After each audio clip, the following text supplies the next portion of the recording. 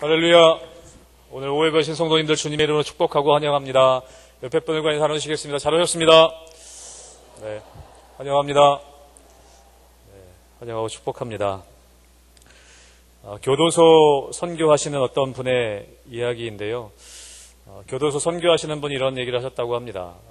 교도소에서 예배를 많이 이제 드리게 되는데, 또 다른 단체들, 교회에서도 많이 와서 교도소 와서 예배 드리게 되는데, 가장 예배 드릴 때, 교도소에서 예배 드릴 때 가장 자주 사용되는 설교 본문이 누가복음 15장이라고 합니다.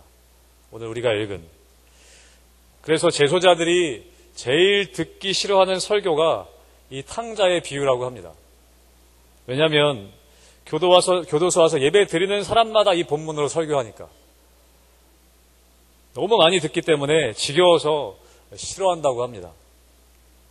여러분, 누가복음 15장은 회개하고 하나님께 돌아가는 죄인의 모습을 극적으로 예수님의 비유로 설명하고 있습니다. 이 탕자의 비유, 우리는 회개하고 하나님께로 돌아오는, 집 나간 아들이 회개하고 하나님께로 돌아오는 아들의 이야기, 그것을 우리가 이해하고 있습니다.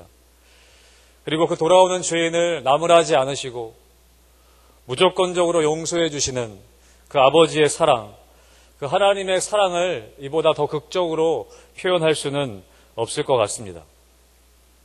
그런데 우리가 너무나 잘 알고 있는 이 누가복음 15장의 탕자의 비유, 집 나갔다 돌아온 이 아들에 대한 비유.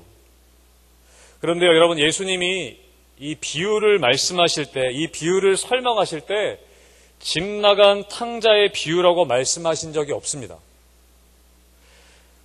여러분, 이 비유가 시작되는 누가복음 15장 11절을 보시면, 우리가 읽진 않았지만 예수님이 비유를 말씀하시면서 이렇게 시작하십니다. 11절에 또 이르시되 어떤 사람에게 두 아들이 있는데, 예수님이 이 탕자의 비유를 시작하시면서 뭐라고 말씀하시냐면 어떤 사람에게 두 아들이 있는데 라고 시작하십니다.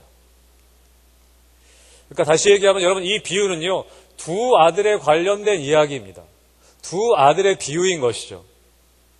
만약에 집 나간 탕자만 이야기하실 거면, 집 나간 탕자가 가장 중요한 포커스였다면 굳이 이야기 비유를 드실 때 어떤 사람에게 두 아들이 있었다라고 이야기하실 필요가 없었을 것입니다.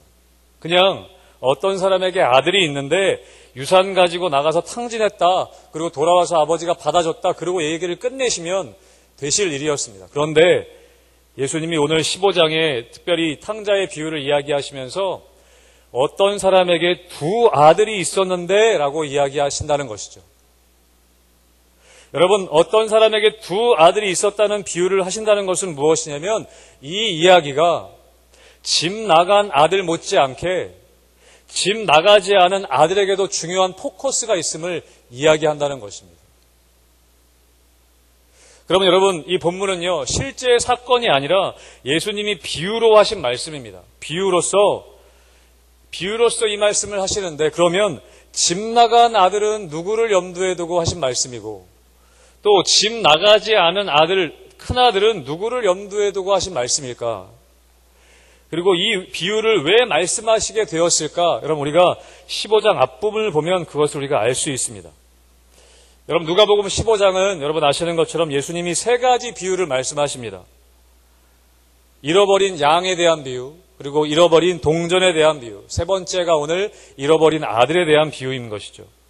그럼 이 비유를 누구에게 지금 말씀하고 계시는가? 여러분, 누가복음 15장 1절과 2절을 보시면 우리가 그것을 알 수가 있습니다.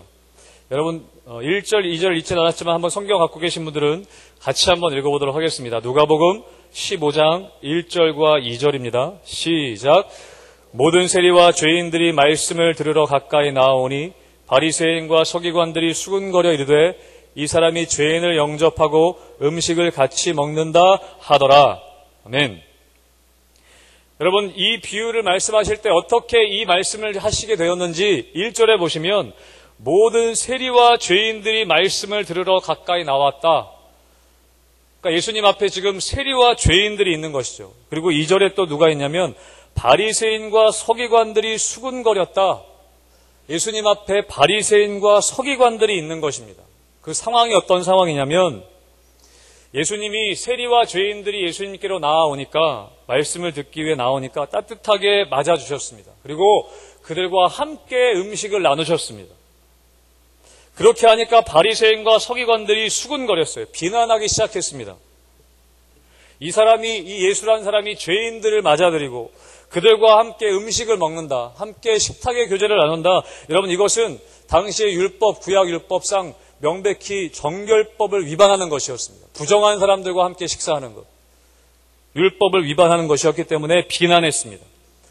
이 비난하는 바리새인과 서기관들을 향해서 예수님이 말씀하기 이제 시작하시는 겁니다. 그러면서 세 가지 비유를 말씀하시는 것이죠.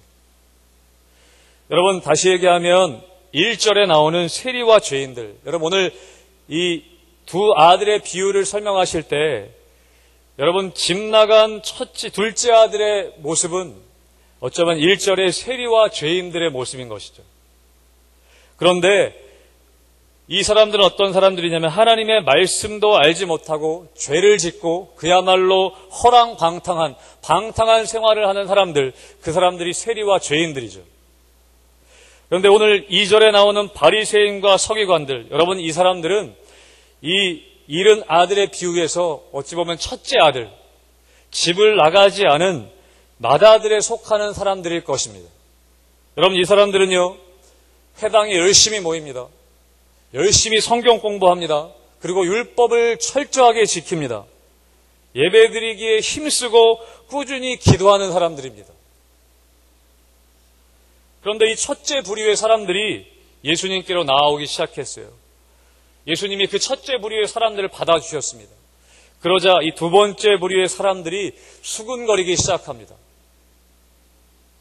바리새인과 서기관들이 죄인을 영접하고 음식을 같이 먹는 것을 보고 비난하고 수군거렸습니다. 그래서 예수님이 그 바리새인과 서기관들을 향해서 이 비유의 말씀을 하시기 시작한다는 겁니다. 여러분 다시 얘기하면, 여러분 그러니까 오늘 이 잃은 아들에 대한 비유는요, 바리새인과 서기관들을 향한 이야기입니다. 바리새인과 서기관들을 향한 말씀인 것이죠. 여러분 그러니까 오늘 이 누가복음 15장의 본문은요, 교도소의 제소자들만을 위한 본문이 아니라는 것입니다. 전도하기 위해 믿지 않는 교회 밖의 사람들에 대한 이야기만이 아니라는 것입니다.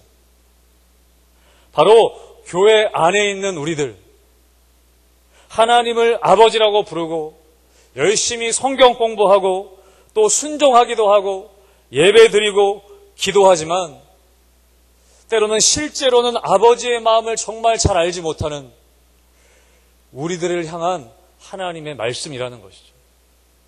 저를 향한, 우리들을 향한 하나님의 말씀이라는 것입니다. 여러분, 우리는 이 형의 모습에서 우리들의 모습을 보게 되기를 축복합니다. 여러분, 우리가 잘 알고 있는 이 오늘 읽은 25절, 이 앞부분의 24절까지의 집 나간 탕자의 이야기는요, 이 전체 비유의 반토막 이야기입니다. 잃어버린 탕자는 둘째 아들만의 이야기가 아닌 것이죠. 잃어버린 아들은 집 나간 둘째 아들만 잃어버린 게 아니라 이 비유는요, 여전히 집안에 있지만 또 다른 잃어버린 아들에 관련된 이야기인 것입니다. 여러분, 많은 경우에 이곳에서 예배드리는 우리들은, 또 더군다나 오후 예배까지 들으시는 여러분들은 집 나간 아들 같은 분은 여기 계시지 않을 겁니다. 집 나간 분이라면 여기 계시지 않겠죠. 과거에는 그렇다 하셨을지라도 지금은 집안에 오셔서 이렇게 같이 예배하고 봉사하고 성경 공부하고 또 같이 비전 트립도 가는, 우리는 집 안에 있는, 교회 안에 있는 사람들일 것입니다. 여러분, 그래서 우리는요, 이제는 더 이상 집 나간 아들이라기보다는 집을 나가지 않았지만 집 나가지 않은 첫째 아들의 모습이 될 가능성이 더 많은 것이 우리들의 모습이라는 것입니다. 여러분, 물론 집도 안 나가고 아버지와 정말 좋은 관계를 깊이 맺어가는 그런 관계라면 너무나 좋지만, 집 안에는 있지만 아버지와 떨어져 있는 또 다른 잃어버린 첫째 아들, 여러분 그런 분들 되시지 않기를 주님의 이름으로 축복합니다. 여러분 오늘 말씀 보면 여러분 첫째 아들이 뭐라고 말하는가? 여러분 29절 말씀 같이 한번 우리가 읽어보기를 원합니다. 15장 29절의 말씀입니다. 시작. 아버지께 대답하여 이르되 내가 여러 해 아버지를 섬겨 명을 어김이 없거늘 내게는 염소 새끼라도 주어 나와 내 벗으로 즐기게 하신 일이 없더니. 여러분, 오늘 이 아버지는요, 돌아온 둘째 아들 때문에 집안에 잔치를 베풉니다. 그런데 이 형은요, 그 잔치에 들어가지 않습니다. 여러분, 이 형은, 이 맏아들은 아버지의 마음, 아버지의 사랑을 지금 잃어버린 상태입니다. 여러분, 아이러니하게도요, 이 아들은 성실하게 일했습니다. 그리고 아버지에게 순종했습니다. 오늘 29절에 이야기하지 않습니까? 내가 여러 해 아버지를 섬겨 명을 어김이 없습니다. 열심히 순종하고 성실하게 일했습니다. 근데 여러분, 아이러니하게도 이 아버지와 첫째 아들을 갈라놓은 것이 무엇이냐면 죄 때문이 아니에요. 열심히 일한 것 때문이에요. 내가 아버지를 섬겨 여러 해 동안 명을 어긴 것이 없는 그것 때문에 아버지와 지금 멀어진 것이에요. 어떤 다른 죄를 지은 것이 아니라는 것입니다. 여러분, 이 두 첫째 아들이 아버지와 멀어진 것은 우리가 얘기하는 어떤 죄 때문이 아니라, 악함 때문이 아니라 그가 열심히 일한 자기의 의 때문이었습니다. 사랑하는 성도 여러분, 우리가 열심히 또 우리가 최선을 다해 봉사한 것 때문에, 여러분, 그것 때문에 하나님과 멀어지지 않게 되시기를 축복합니다. 그럴 수 있다는 거예요. 여러분, 둘째 아들은 집을 나갔고 첫째 아들은 집에 있었지만 공통점은 무엇이냐면 아버지와 멀어졌다는 것입니다. 여러분, 다시 얘기하면요, 하나님과 멀어지는 데는 두 가지 길이 있다는 거예요. 하나는 뭐냐면 정말 하나님 말씀 전혀 안 지키고 그냥 내 마음대로 사는 거예요. 근데 또 하나님과 멀어질 수 있는 길은 뭐냐면 열심히 말씀을 지키는 거예요. 여러분, 그것으로도 하나님과 멀어질 수 있다는 거예요. 열심히 봉사하는 것으로도 하나님과 멀어질 수 있다는 거예요. 여러분, 우리 그래서 이것을 통해서요, 죄가 무엇인지 우리는 알 수 있게 됩니다. 죄는 무엇인가? 여러분, 죄는요, 단순히 어떤 말씀을 어기는 것, 규범을 어기는 것만이 죄가 아니라 우리의 구원자 되시고 나의 삶의 주인 되신 하나님의 자리에 내가 올라서는 것, 여러분, 그것이 죄라는 것입니다. 내 삶에 내가 중심이 되는 것, 그것이 진짜 어려운, 그것이 진짜 심각한 죄라는 것입니다. 여러분, 내 삶의 주인이 돼서 내 마음대로 사는 길도 있어요. 또 하나는 내 삶에 내가 주인이 되어서 열심히 봉사하고 열심히 순종할 수도 있다는 것입니다. 그런데 아버지와는 멀어지는 것이죠. 그럼 다시 얘기하면 종교인이 되어져 가는 것입니다. 여러분, 이것이 정말 무서운 것입니다. 차라리 정말 집을 나가 있으면요, 내가 집을 나와 있다는 걸 인식할 수 있어요. 그런데 집 안에 있으면서 아버지와 멀어질 수 있다는 것입니다. 종교인이 되어져 가는 것이죠.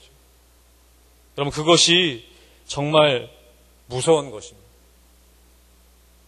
여러분, 이 아들의 문제점은 무엇이었을까요? 이 아들의 진짜 문제는 무엇이었을까요? 열심히 일했어요. 몇 해 동안이라도 아버지를 섬겨 명을 어김이 없었어요. 근데 진짜 문제는 뭐였냐면 열심히 아버지의 말씀에 순종했지만 아버지의 마음은 이해하지 못했다는 거예요. 열심히 일했어요. 그런데 아버지의 마음은 알지 못했다는 거예요.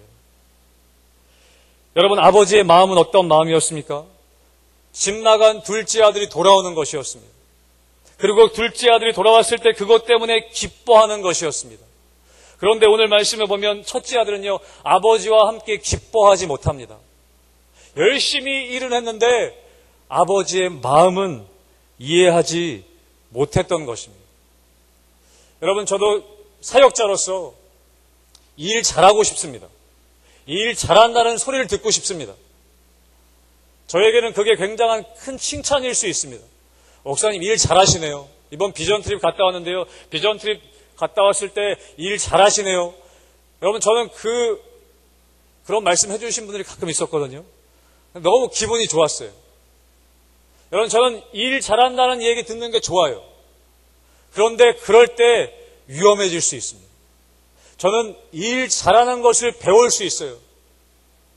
어쩌면 목사로서 교회 사역들을 일 잘하는 것을 배우는 종교적인 전문가가 될 수 있다는 것이죠. 그럼 제가 예전 교회 섬길 때, 제가 예전에 말씀드린 것 같은데, 예전 교회 섬길 때 거기 목사님이 처음에 제가 갔을 때 교육자 회의를 하면서 한 명씩 다 질문을 하셨어요. 저에게 뭘 질문하셨냐면, 이 목사님 지금 이 교회에 와서 뭘 배우고 싶습니까? 저한테 물어보셨어요.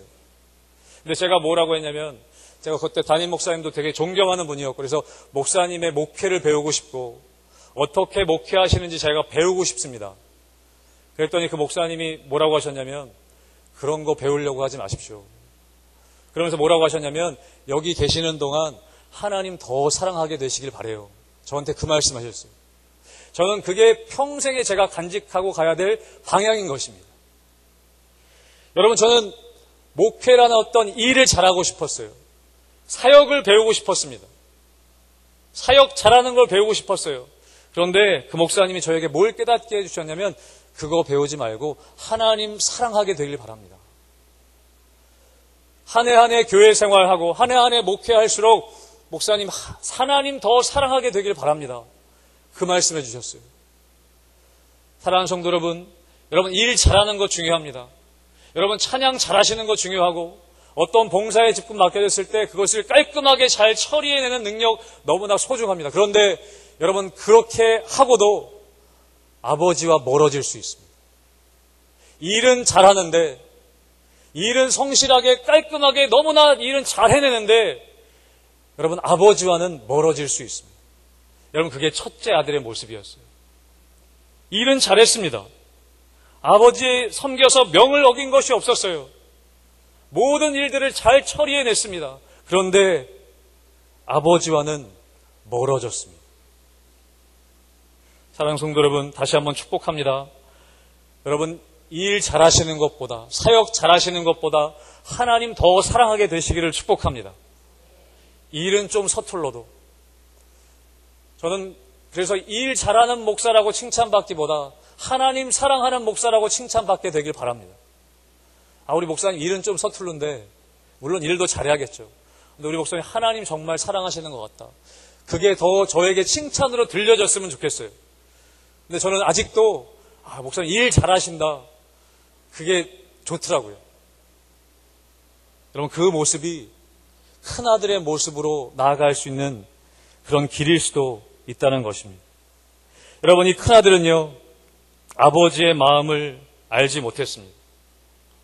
아버지가 왜 우시는지, 아버지가 왜 둘째 아들 나간 이후에 대문을 잠그지 못하고 그렇게 밖에 나가 기다리시는지, 둘째 아들이 돌아왔을 때 왜 그렇게 기뻐하며 잔치를 베푸시는지, 그 아버지의 마음을 이해하지 못했던 거예요. 여러분, 바리새인들, 여러분, 그 사람들은 껍데기는 다 갖춰져 있었습니다. 겉모습은 갖춰져 있었어요. 학식도 있었고 배경도 좋았고 열심히 겉으로 뭔가 하는 것 같았어요. 그런데 그 안에 아버지의 마음을 헤아리는 마음이 없었던 것입니다. 여러분, 작은 일을 섬기실지라도 하나님 아버지의 마음을 알게 되시기를 축복합니다. 그럼 제가 군대 제대하고요, 복학하기 전까지 시간이 좀 있어서 여러 개월 시간이 남아서 어학연수를 가려고 계획을 했었습니다. 필리핀으로 어학연수 계획을 하고 있었는데 어떤 다른 계기가 있어서 단기 선교를 가게 됐어요. 아프리카 케냐로 1년 동안 단기 선교를 가게 됐습니다. 제가 1년 동안 케냐가, 제가 근데 가기 전에, 딱 가기 몇 주 전에 뉴스에 뭐가 나오냐면 케냐가 에이즈와 전쟁을 선포했다라고 뉴스에 딱 나오는 거예요. 저희가 가는 곳이. 저희 어머니가 걱정하셨죠. 그래도 일단 갔습니다. 그래서 1년 동안 어쨌든 잘 열심히 있다 왔어요. 갔다 와서 제가 저희 모교회 이제 청년이었기 때문에 교회 앞에서 보고를 했습니다. 그런데 보고하면서 제가 어떤 보고를 했냐면, 그 케냐에서 겪었던 안 좋았던 경험들, 막 에이즈가 너무나 많고 사람들이 너무 무례하고 또 치안이 너무나 불안해서 위험하고 또 그런 일들, 생활이 불편하고 그런 것들을 막 얘기했어요. 너무 막 흥분해서 막 얘기했던 기억이 나요. 근데 제가 나중에 돌아보면서 그때 저의 모습을 봤을 때 어떤 마음이었냐면, 저는 그 케냐에 1년이나 있었지만 저는 하나님 아버지의 마음을 몰랐어요. 그냥 제가 힘들었던 얘기만 했어요. 제가 어려웠던 얘기만 성도들 앞에서 막 얘기했더라고요. 저는 그 1년 동안 돌아봤을 때 하나님 아버지의 마음은 몰랐던 거예요. 열심히 일했어요. 가서 선교사님도 와서 열심히 사역하고, 또 현지 선교사님들 지역 다니면서 열심히 도와드리고 열심히는 했어요. 그런데 제가 아버지의 마음은 몰랐더라고요. 근데 저 이번에 저는 이제 산청과 캄보디아를 다녀왔거든요. 근데 거기서 이제 매일 밤마다, 매일 저녁마다 저희 팀원들 다 모여서 기도회하고 같이 삶을 나누고 오늘 하루 동안 받은 은혜를 나누는 시간들을 가졌어요. 근데 어떤 분들이 간증하시고 은혜 나누면서 뭐라고 하시냐면, 정말 안 좋은 상황이었어요. 개인적으로도 어려우신 상황들이었어요. 그런데 뭘 얘기하시냐면, 그 가운데 하나님 아버지의 마음을 나누시더라고요. 하나님 아버지의 마음을 내가 경험했습니다. 하나님 아버지께서 이런 마음을 주셨습니다. 그런 간증들을 하시더라고요. 성숙하신 거죠. 근데 저는 케냐에 있을 때 그런 마음 느끼지 못했거든요. 여러분, 우리가 열심히 사역하는 것, 아버지의 명을 어기지 않고 섬기며 몇 해 동안 열심히 일하는 것, 여러분 중요합니다.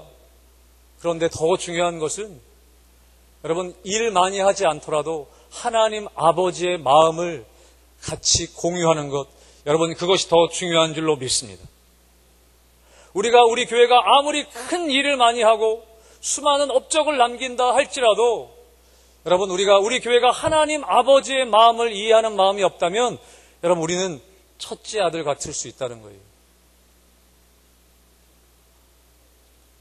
여러분, 이 첫째 아들은 또 무엇을 오해했냐면, 하나님 아버지, 자기 아버지죠. 아버지의 명령을 이해하지 못했습니다.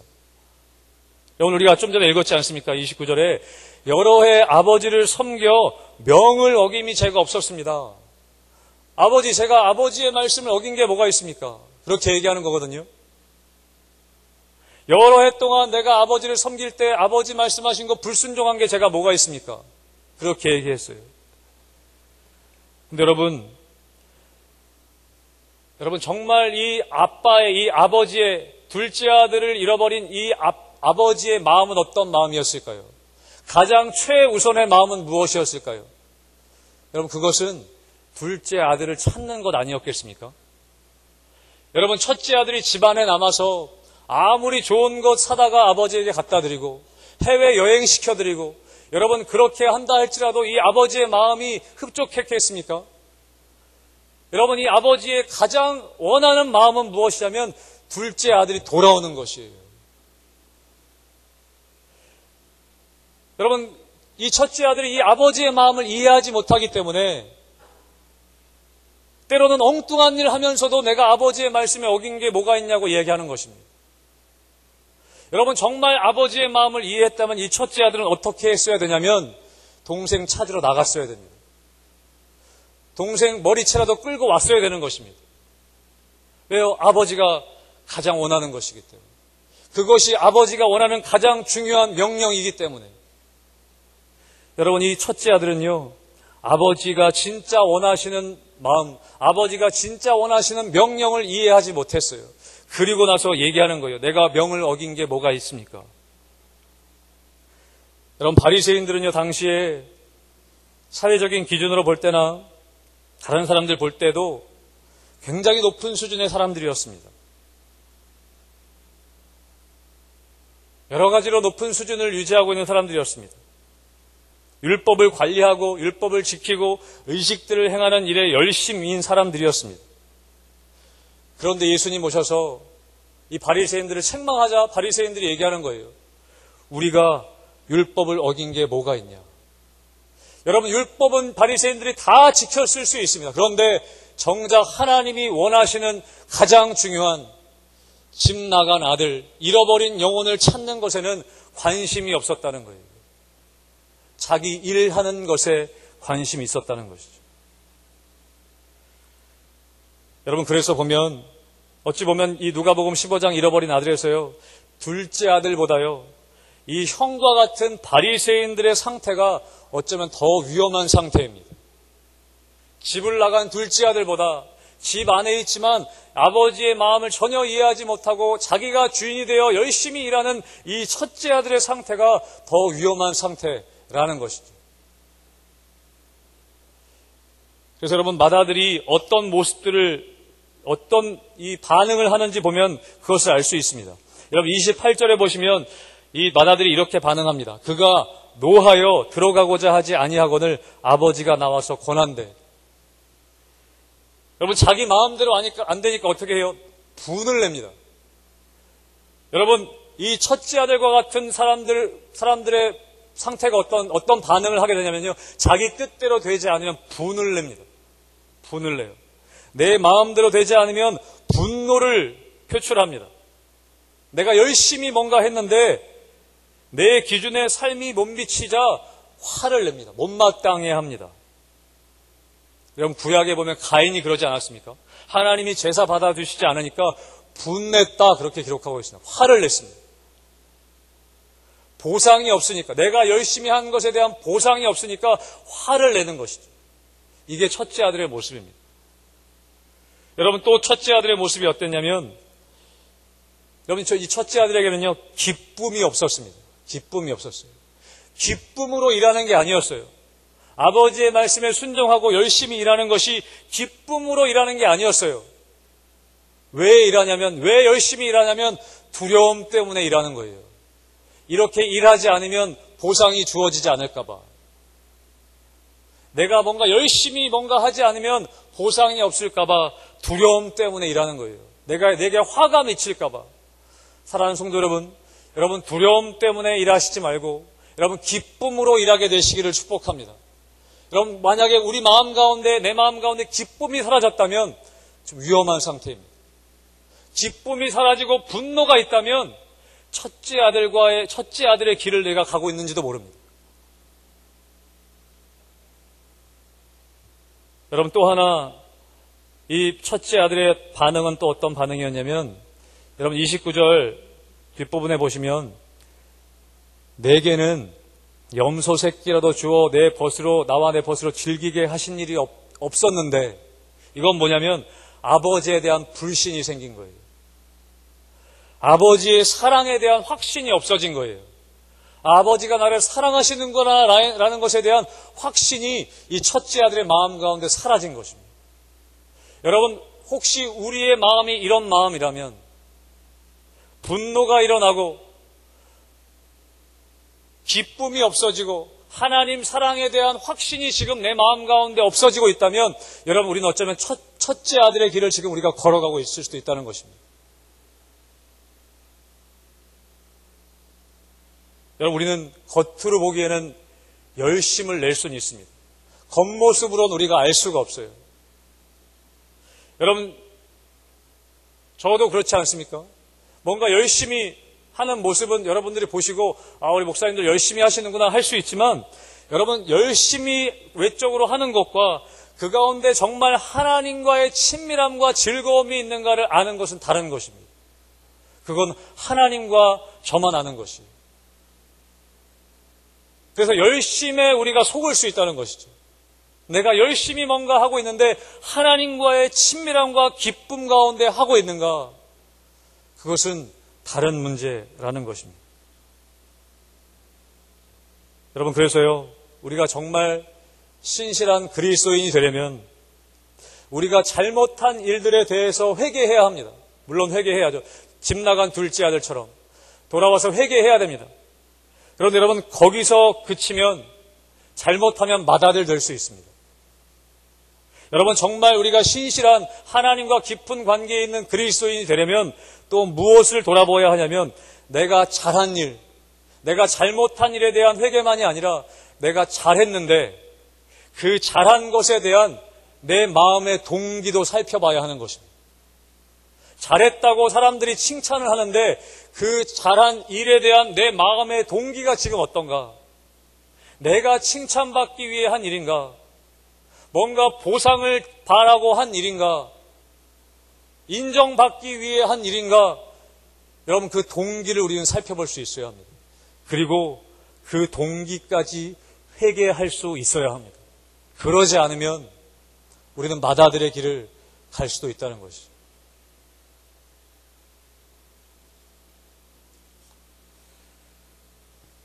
사랑하는 성도 여러분,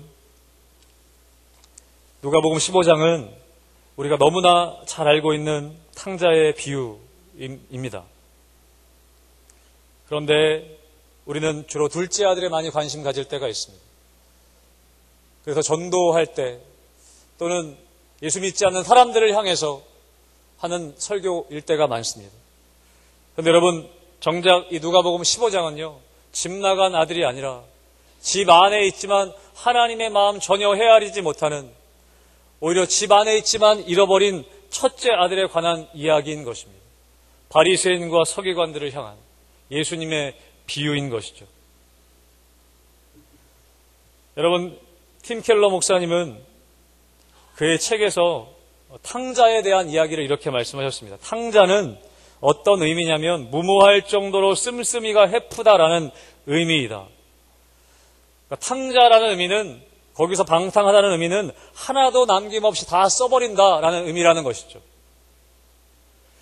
그런 의미에서 거기서 뭐라고 말씀하시냐면 그 단어가, 그 방탕하다, 탕자에서 방탕하다는 단어가 그 비유 속에서는 둘째 아들에게만 속하는 것이 아니라 어쩌면 아버지를 향한 이야기일 수도 있다.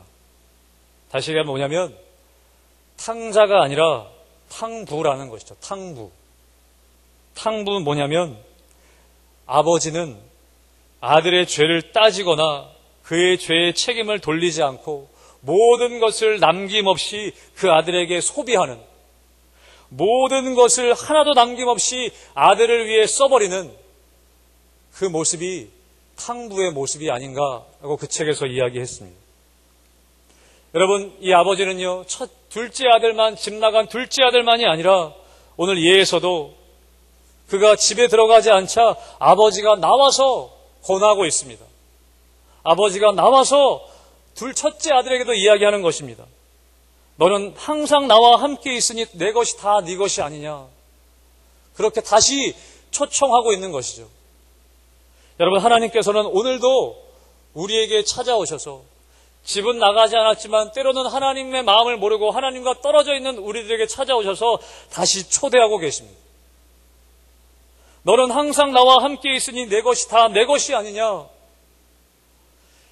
32절에 내 동생은 죽었다가 살아났으며 내가 잃었다가 얻었기로 우리가 즐거워하고 기뻐하는 것이 마땅하지 않냐. 그러면서 오늘 15장의 비유는 끝마치게 됩니다. 여러분, 그 이후에 첫째 아들이 어떻게 반응했는지는 이야기가 나오지 않습니다.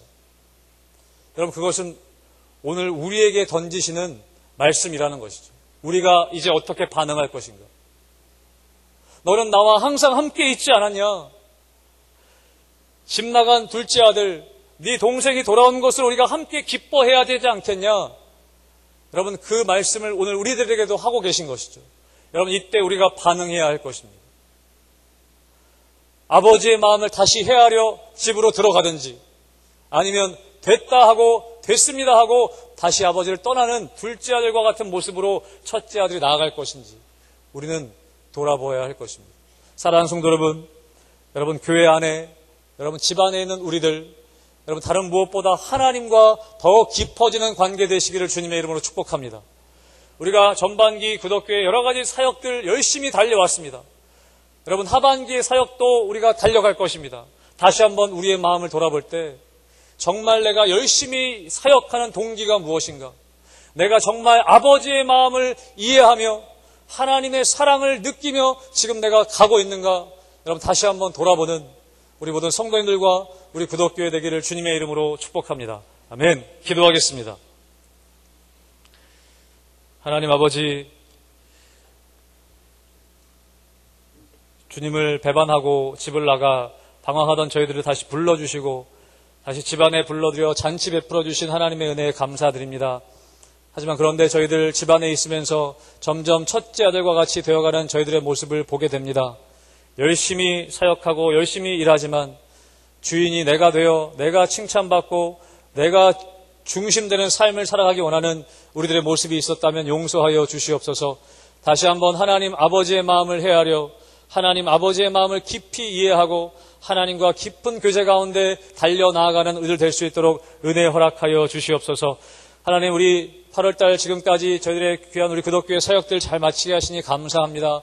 하나님, 하반기 사역도 주님의 은혜 가운데 또 하나님의 사랑 가운데 하나님의 사랑 깊이 경험하며 달려나가는 귀한 우리 하반기 될 수 있도록 은혜 허락하여 주시옵소서. 우리 성도들의 삶과 가정과 우리 교회 가운데 하나님과의 깊은 친밀함과 사랑의 자리로 늘 나아가는 우리 성도님들의 가정과 우리 교회 될 수 있도록 은혜 허락하여 주시옵소서. 감사하며 예수님의 이름으로 기도하옵나이다. 아멘.